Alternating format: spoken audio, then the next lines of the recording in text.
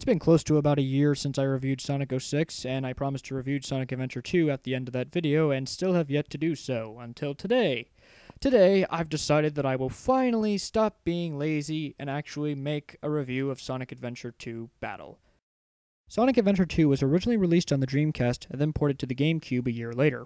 The only real differences between the Dreamcast version and the GameCube version is that for the GameCube version, a couple of characters were added in for the multiplayer, and they added a few things for the Chow Garden, and that's about it. The story for Sonic Adventure 2 is kinda mixed into two parts. You got the hero side, and then you have the dark side. On the hero side, you get to play Sonic, and Knuckles, and Tails, and on the dark side, you get to play as Rouge the Bat, Dr. Robotnik, and Shadow the Hedgehog. And the gameplay is basically switched into three different types of gameplay. There's the one where you run really fast, there's the one where you shoot everything in plain sight on a giant robot, and the other one is where you beat the crap out of things and find treasure. And it's a lot of fun. Okay, how the story plays out really depends on which side you choose, so you really won't see how the story comes together until you've played both the hero side and the dark side, so I'll try to explain this as best I can. Now, when you first start on the dark side, Dr. Robotnik is breaking into a military base, and then he's looking for a top-secret weapon that his grandfather made. And he finds it, and it is called the Ultimate Life Form, apparently, and it's Shadow the Hedgehog. Shadow offers to make Dr. Robotnik a wish because evidently he's also a genie. I'm just kidding. And he basically tells him that he needs more Chaos Emeralds and tells him that he's going to wait for him on the Space Colony Ark. Knuckles and Rouge are arguing over who gets the Master Emerald. Knuckles wants it, Rouge wants it, but then Dr. Eggman wants it too, so he just steals it without actually trying to negotiate.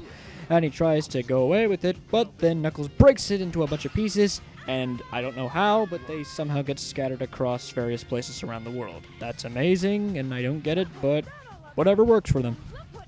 And so, Rouge and Knuckles go off to go find pieces of the Master Emerald scattered across everywhere around the world. And Shadow is starting to steal the Chaos Emeralds, and for some reason, everyone thinks it's Sonic who's stealing them because, well, Sonic apparently is the only anthropomorphic hedgehog that runs around these days. And so, Sonic gets arrested, but then he escapes, and then he encounters Shadow, and then he gets arrested again. And then Tails and Amy come bust him out. Long story short, Dr. Eggman and Shadow get the Space Colony Ark, and Dr. Eggman is going to use it for... Oh, what am I kidding? You know this. Take over the world. Of course! So it's up to Sonic and friends to stop him. And they do. But even after Sonic defeats Shadow and Dr. Eggman gets defeated by Tails, there's still a problem. Now, the Space Colony Ark is going to impact Earth, and so the good guys and the bad guys now have to work together in order to stop it from making the Earth blow up. And along the way, we learn a lot more about Dr. Eggman's grandfather, Gerald Robotnik, and how he was researching and making the Ultimate Life Form, which was Shadow, and we also get to learn how he became a crazy nutball. 50 years before he was sealed away, Shadow was living on the Space Colony Ark and was very good friends with Gerald Robotnik's granddaughter, Maria. And unfortunately, the military decided to get involved and pretty much tried to wipe out everything that was going on board the Ark because they feared that the Ultimate Life Form would be placed into the wrong hands. And unfortunately, Maria got killed, and so did a bunch of other people, and she sent Shadow to Earth, and it was pretty dramatic. The people of this planet, I promise you. Revenge! The gameplay for Sonic Adventure 2 is overwhelmingly fun. As I said before, the gameplay is split into three different types. There's the one where you're running really fast and getting to the end of the level. The second is when you're blowing shit up in a giant robot and then getting to the end of the level. And the other one is just finding pieces of the Master Emerald, and that's about it. Sonic's stages are the best. They're fast, they're fun, and I had a hell of a time playing them. And here's something funny. Someone actually said on my Sonic 06 video that Sonic runs just as fast in Sonic Adventure 2 as he does in Sonic 06. Really? Well then, let's compare the two, shall we?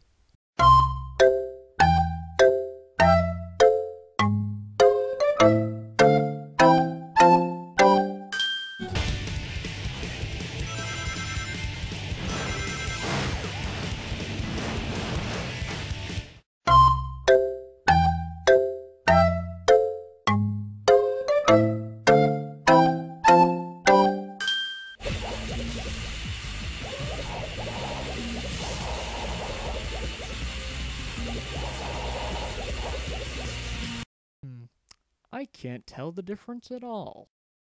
Graphically, the game looks okay. I mean, the game looks a little outdated from today, but whatever.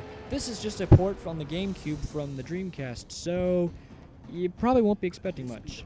But from the scenery and to how the characters look, I would say that the graphics look fairly good. Although I must say the animation kind of sucks at sometimes because certain times at cutscenes, when characters are talking, they loop. Like when you have one character, let's say Sonic's talking at one moment, then he's about to say something else, but then Shadow interrupts him when he's not even done talking. Here's a scene where this happens. To me? Huh, you're not even good enough to be I'll make you eat those words. Here's a hilarious scene right here. We gotta get out of here. Find Abe and Tails. Right way. I just love how Sonic is able to talk without moving his lips. Maybe he's a ventriloquist. Man is hiding. Oh, and the perfect example of the voices overlapping is this scene right here where they first get into space. What? Is everyone all right? We should be landing soon. The hatch doors are Don't open. sweat it, Knuckles. The only thing in the cargo bay are those What do you master mean, don't emeralds. sweat it? Right? Land the Knock shuttle it and off, let me Knuckles. out. We're gonna crash this thing if you keep that up. Oh no! Don't touch that lever! Whoa! When I was a kid seeing this, I was thinking, what's going on? Oh, no, that's another thing. The voice acting for the game was fantastic. Personally, to me, I think this was Ryan Drummond's best performance as Sonic. Hands down his best performance. I'm counting on you, Tails. Amy, take care of yourself. Whoa, I wasn't sure if I could pull that one off. Somehow I managed to use the chaos control. Chaos control? Are you okay? I'm worried about Tails and Amy. I hate to ask, but could you help them? This is our last chance. Before the cannon fires, I'll slam dunk it in there. He delivered plenty of emotion, gave Sonic lots of energy and excitement, and he just did a perfect job. And I hope Roger Craig Smith does just as good as a job as Ryan did in Sonic Adventure 2 for Sonic Colors. Best of luck to him. The music for Sonic Adventure 2 was fairly good. I thought it was pretty enjoyable to hear. I liked Sonic's theme, It Doesn't Matter. It was much better than the first version from Sonic Adventure 1. And I liked Shadow's theme, it was pretty cool. And Live and Learn, which was the final boss theme, which was hands down the best song in the entire game. And the rap songs for Knuckle stages made me want to put a bullet through my head because they were awful. In a good way. I know I just said I would put a bullet through my brain if I ever listened to those again, and of course I'm contradicting myself because I didn't actually say that until just now, but hey, I'm doing this unscripted, so what are you gonna do?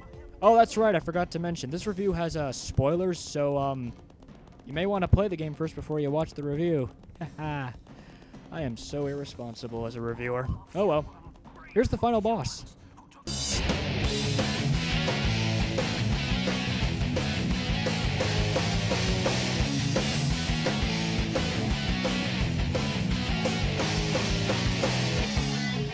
Can you feel life moving through your mind?